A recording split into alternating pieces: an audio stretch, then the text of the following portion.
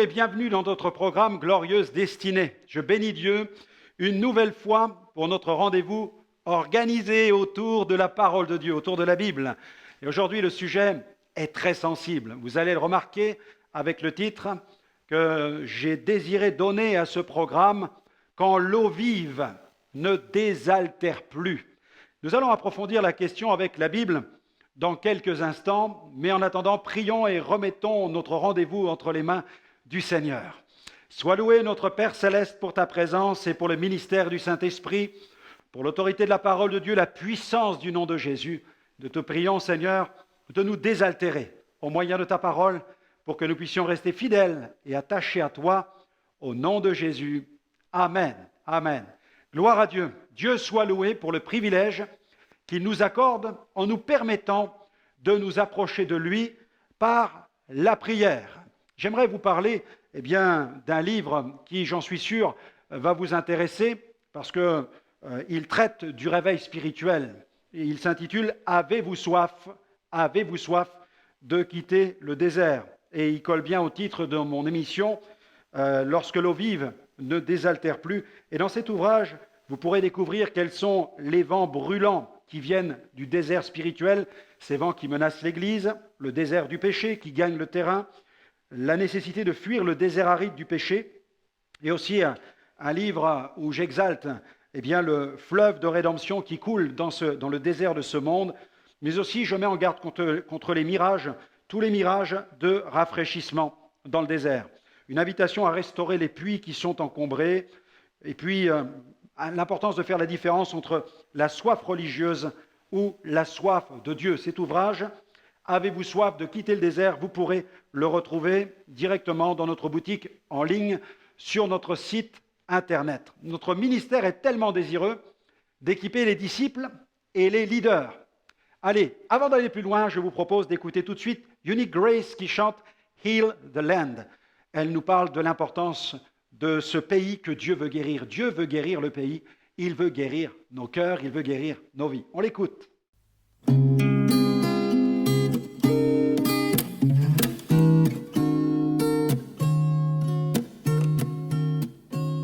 Today, I look up to heaven and I pray.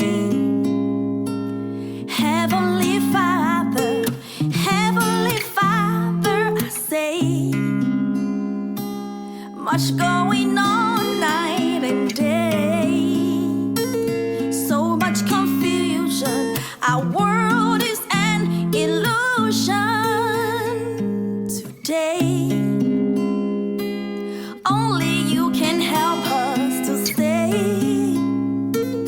sane and not be dismayed. Heavenly Father, you say, if my people who call by my name will humble themselves and pray, seek my face, turn from their wicked ways, I will hear them from heaven and forgive.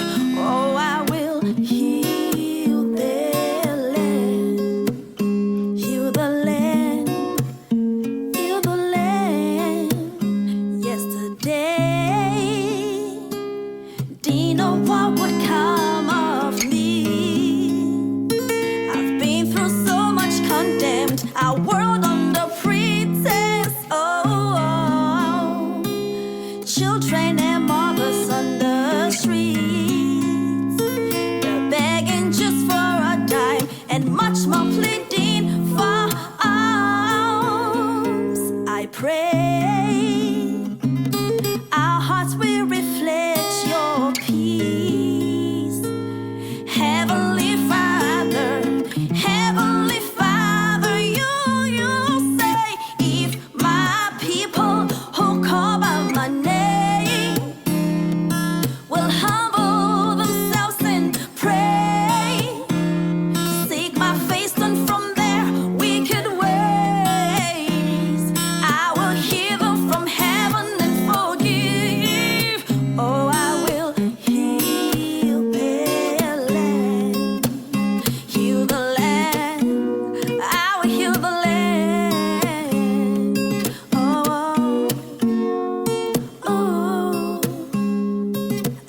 time, I pray for the countries of Africa, of Europe. I pray for South and North America, Australia, Antarctica, Asia.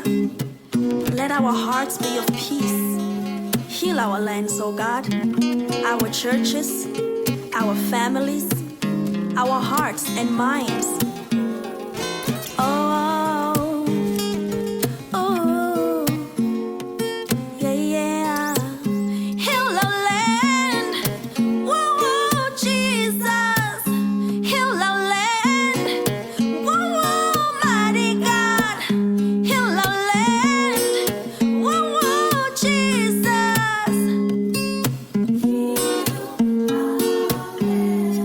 If we humble ourselves, He will seek His face and pray.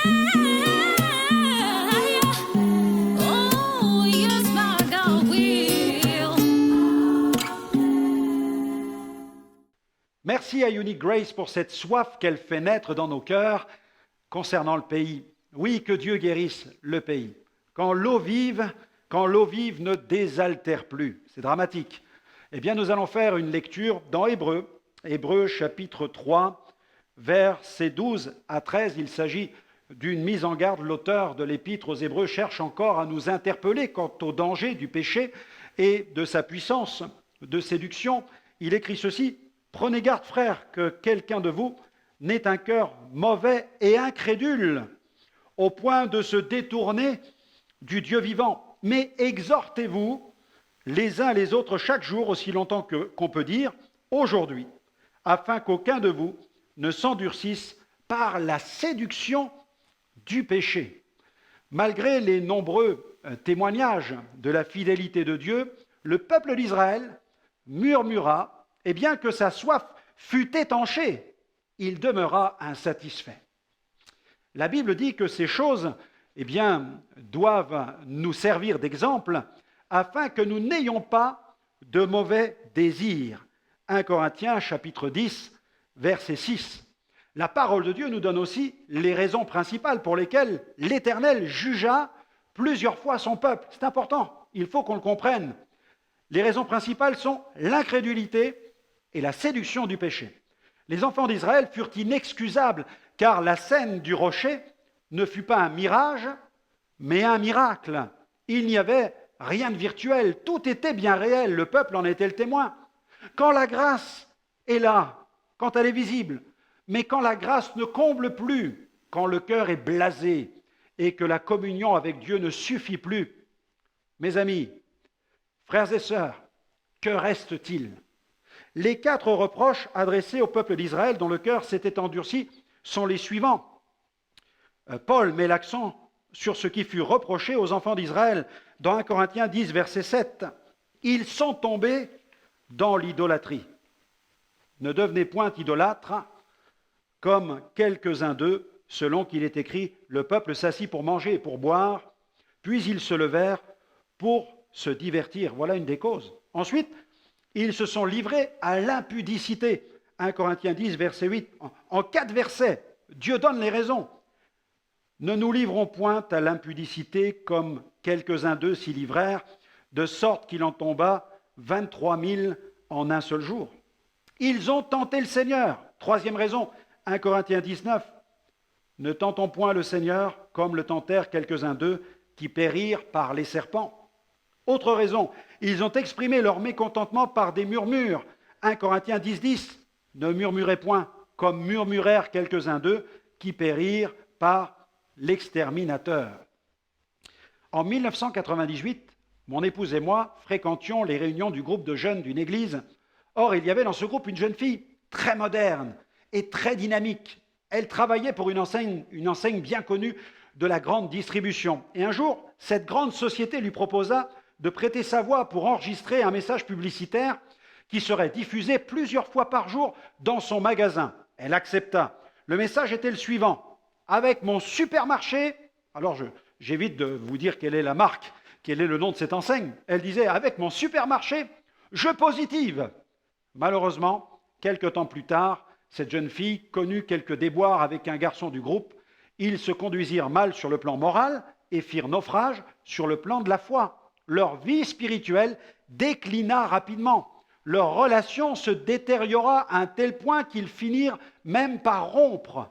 Le garçon resta attaché au Seigneur, mais sa vie spirituelle perdit de sa vigueur. La jeune fille, quant à elle, quitta l'église. Longtemps après, alors que mon épouse et moi allions faire nos courses dans ce supermarché, il était encore possible d'entendre la voix de cette jeune fille résonner dans les haut-parleurs de ce magasin, mais malheureusement, nous n'entendions plus sa voix résonner au sein de l'assemblée.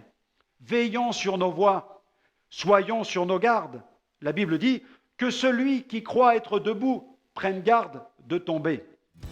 Que faire quand le désert spirituel gagne du terrain ? Comment vivre des temps de rafraîchissement quand une saison sèche est annoncée ?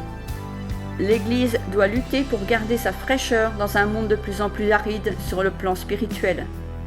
Rester debout quand la désolation se répand est un véritable défi pour tout disciple de Jésus. Dans son livre intitulé « Avez-vous soif de quitter le désert ?», Franck Alexandre nous lance le défi d'un réveil personnel. Vous trouverez ce livre dans la boutique en ligne de notre site www.gospelvision-international.com.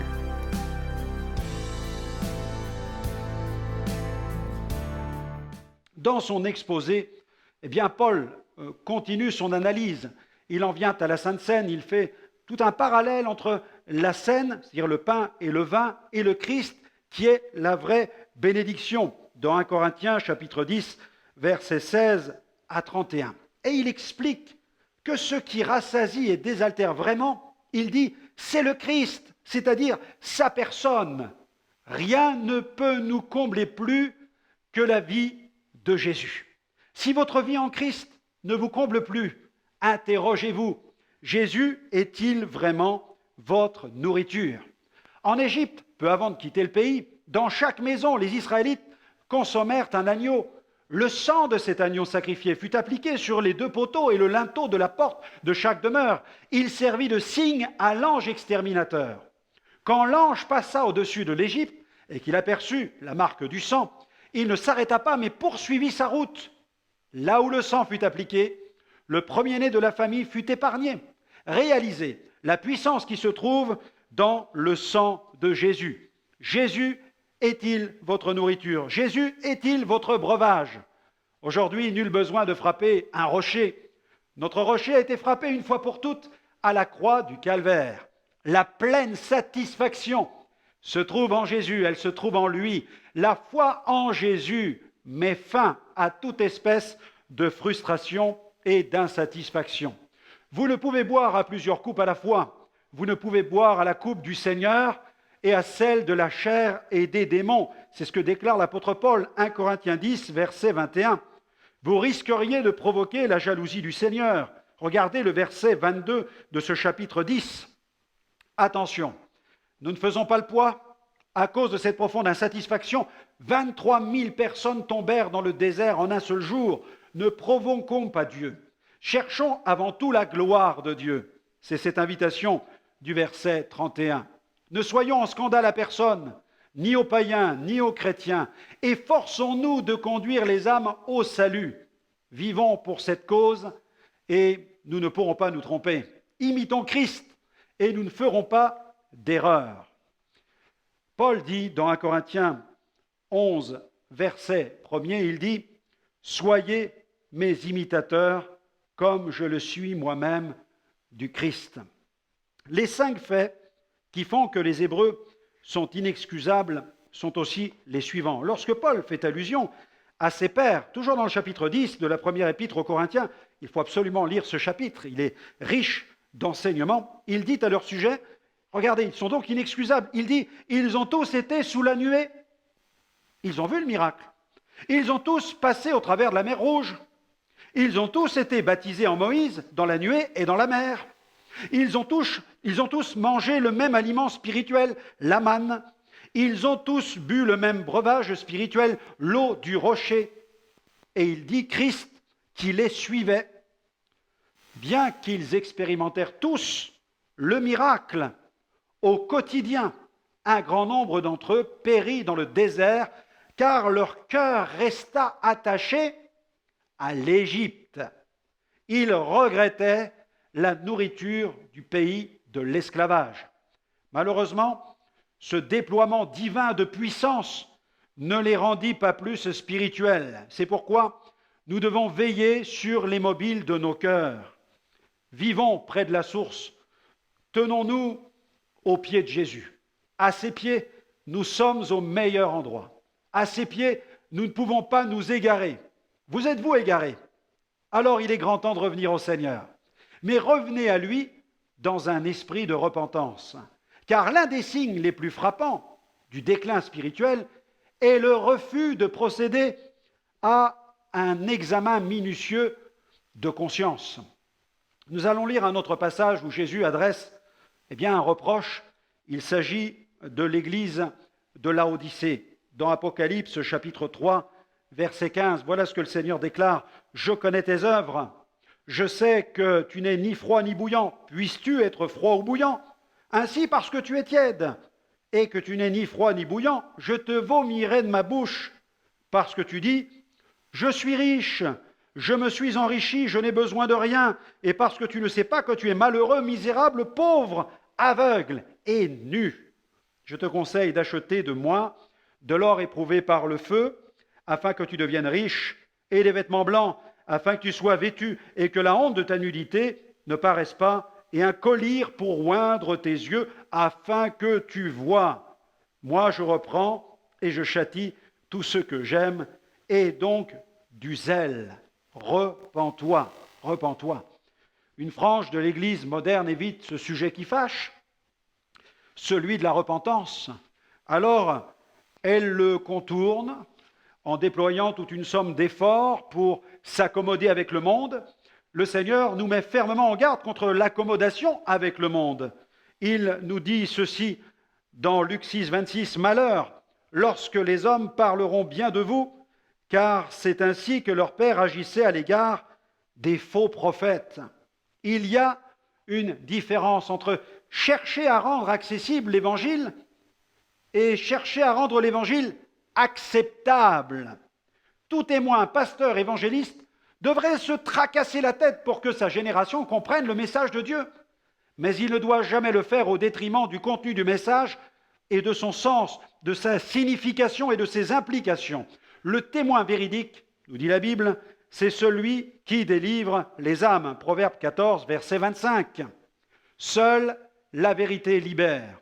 Car chercher à rendre l'Évangile acceptable, à l'accommoder, c'est chercher à l'aligner sur les normes du monde. Malheureusement, ces églises qui présentent un évangile accommodé avec le monde promettent à leurs visiteurs, la vie éternelle et la prospérité spirituelle, la prospérité matérielle ou la super prospérité, une santé de fer, et bien entendu, ils omettent d'évoquer les épreuves, les persécutions et les tribulations que peut réserver une vie chrétienne vraiment pieuse. La parole de Dieu ne dit-elle pas que ceux qui veulent vivre pieusement en Jésus-Christ seront persécutés? Alors certains rétorqueront peut-être que la persécution concerne uniquement des pays comme l'Inde, le Pakistan ou le Bhoutan. Détrompez-vous, détrompez-vous. Les vents de persécution peuvent se lever à tout moment dans la vie d'un enfant de Dieu. Il suffit pour cela de vivre pieusement pour Jésus. Comment cela? Tout simplement en prenant position pour une vie sainte, en décidant de dénoncer les œuvres des ténèbres, en prenant le risque de pointer du doigt le péché, en osant prêcher l'imminence du jugement de Dieu, en enseignant que chaque enfant de Dieu se doit de crucifier sa chair, en sommant chaque chrétien de couper avec l'esprit du monde. Que faire quand le désert spirituel gagne du terrain? Dans son livre intitulé « Avez-vous soif de quitter le désert ?», Franck Alexandre nous lance le défi d'un réveil personnel. Ceux qui figurent dans le chapitre 11 de l'Épître aux Hébreux furent-ils éprouvés à l'extrême parce qu'ils manquèrent de foi? Non, bien au contraire. Ils furent éprouvés parce qu'ils vécurent une vie pieuse. Dans ce passage, il ne s'agit pas d'incrédules, mais de héros, les héros de la foi. La Bible dit à leur sujet, Hébreux 11, 13, « C'est dans la foi qu'ils sont tous morts sans avoir obtenu les choses promises, mais ils les ont vus et salués de loin en confessant qu'ils étaient étrangers et résidents temporaires sur la terre. Les promesses de santé et de prospérité n'ont-elles pas fonctionné avec nos héros du passé? Loin de là. Mais il est dit de Moïse qu'il aima, Hébreux 11, 25-26, il aima mieux être maltraité avec le peuple de Dieu que d'avoir la jouissance éphémère du péché. Il estimait en effet que l'opprobre du Christ était une plus grande richesse que les trésors de l'Égypte, car il regardait plus loin, vers la récompense. Veillons donc à nous maintenir sur le terrain d'une foi équilibrée. Il est vrai que nos héros, selon Hébreux 11, versets 33-35, vainquirent des royaumes, exercèrent la justice, obtinrent des promesses, fermèrent la gueule des lions, éteignirent la puissance du feu, échappèrent aux tranchants de l'épée, reprirent des forces après avoir été malades, furent vaillants à la guerre et mirent en fuite des armées étrangères. Des femmes retrouvèrent leur mort par la résurrection. Mais il est aussi écrit que dans Hébreux 11, 36 à 39, d'autres furent torturés, et il est important de tout lire dans la Bible, et n'acceptèrent pas de délivrance, afin d'obtenir une résurrection meilleure. D'autres éprouvèrent les moqueries et le fouet, bien plus les chaînes et la prison. Ils furent lapidés, mis à l'épreuve, sciés, ils furent tués par l'épée, et ils allèrent çà et là, vêtus de peau de brebis et de peau de chèvre, dénués de tout, opprimés, maltraités, eux dont le monde n'était pas digne, errant dans les déserts, les montagnes, les cavernes et les antres de la terre. Et tous ceux-là, qui avaient reçu par leur foi un bon témoignage, n'ont pas obtenu ce qui leur avait été promis. Je continue. Manquèrent-ils de foi? Négligèrent-ils de confesser les promesses de Dieu? Non. Ils décidèrent seulement d'accepter le dessein souverain de Dieu pour leur vie. Hébreux 11, verset 40. Car Dieu avait en vue quelque chose de meilleur pour nous, afin qu'ils ne parviennent pas sans nous à la perfection. Alors, suivons leurs traces, suivons l'exhortation de l'auteur de cet épître. Nous donc aussi, puisque nous sommes environnés d'une si grande nuée de témoins, rejetons tout fardeau et le péché qui nous enveloppe si facilement, et courons avec persévérance l'épreuve qui nous est proposée, les yeux fixés sur Jésus, qui est l'auteur de la foi, et qui l'amène à la perfection.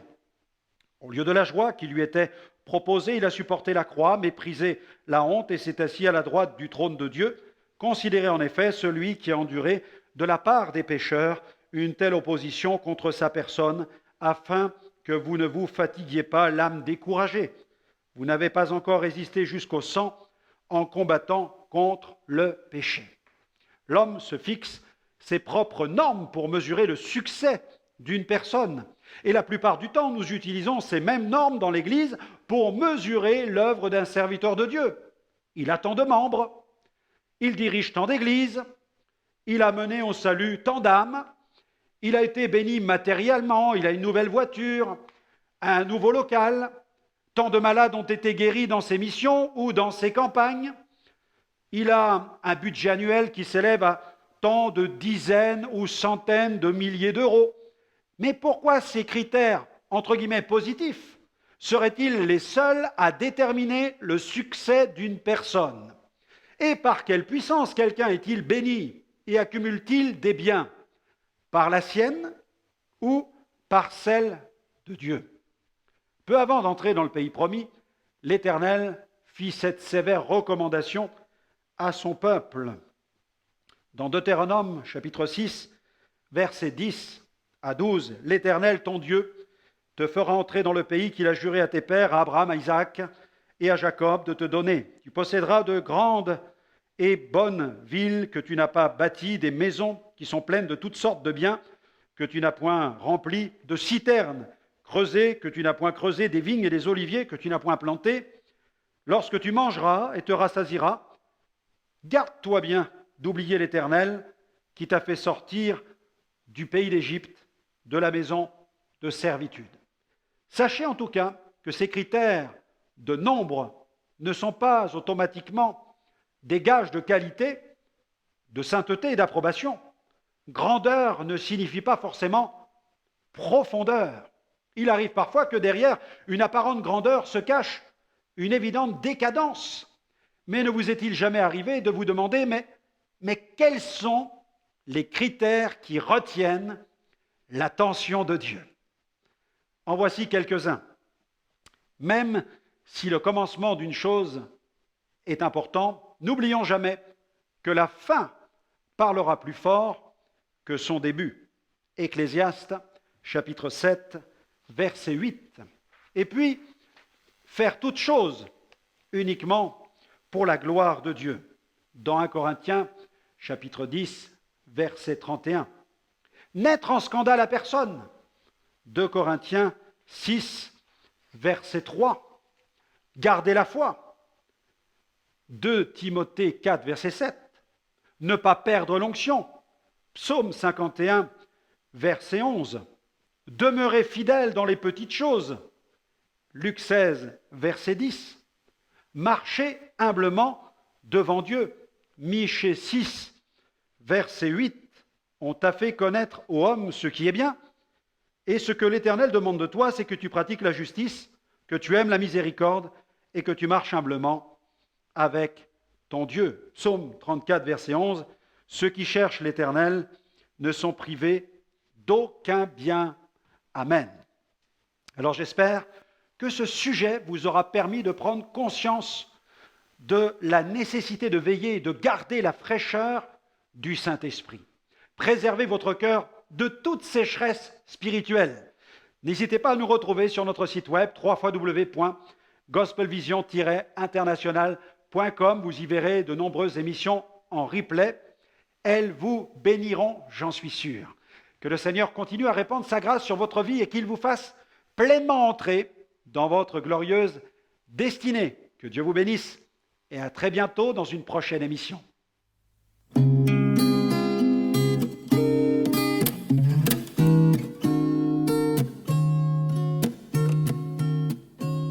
Today, I look up to heaven and I pray. Heavenly Father, I say, much going on night and day, so much confusion, our world is an illusion. Today, only you can help us to stay sane and not be dismayed. Heavenly Father, you say, if my people who call by my name.